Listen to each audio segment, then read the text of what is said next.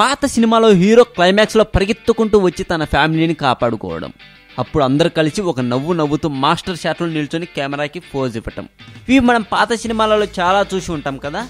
2014లో వచ్చిన మనం సినిమాలో కూడా అదే జరిగింది.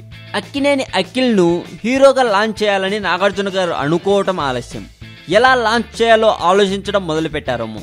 అందుకే మనం సినిమాలో మొదటి నుండి లేకపోయినప్పటికీ క్లైమాక్స్లో పాత సినిమాలో హీరోలా వచ్చి కాపాడాడు నాగార్జున గారి ఫ్యామిలీని. ఇక అందరికీ అఖిల్ పరిచయం అయ్యాడు అని తెలుసుకున్న నాగార్జున గారు రాంగ్ స్టెప్ వేశారో లేక టైం బాలేక అలా జరిగిపోయిందో తెలియదు, కానీ వివి వినాయక్ డైరెక్షన్లో వచ్చిన అఖిల్ సినిమా అనుకున్నంత బాగా ఆడలేకపోయింది. అప్పుడు వాళ్ళకి అర్థమై ఉంటుంది కథ కొత్తగా ఉండకూడదు కొత్త హీరోలను లాంచ్ చేసేటప్పుడు అని.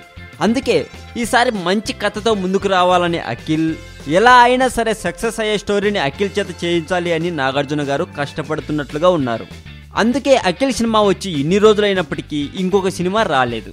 ఇక ఈ మధ్య అఖిల్ ఓ ఇంటర్వ్యూలో ఇలా చెప్పారట, ఈసారి హిట్టు కథతోనే రావాలని ఆగాను, అంతేకాదు సెలెక్ట్ చేసిన స్టోరీ మంచి లవ్ స్టోరీ, చాలా బాగుంటుంది, చూశాక మీరే చెబుతారు అని చెప్పారట.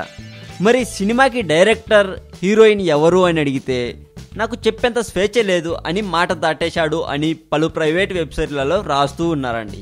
మరి నెక్స్ట్ రాబోయే అఖిల్ సినిమా హిట్ కావాలని మనం కూడా కోరుకుందామా? మరి ఈ వీడియో మీకు నచ్చినట్లయితే లైక్ చేయండి, షేర్ చేయండి.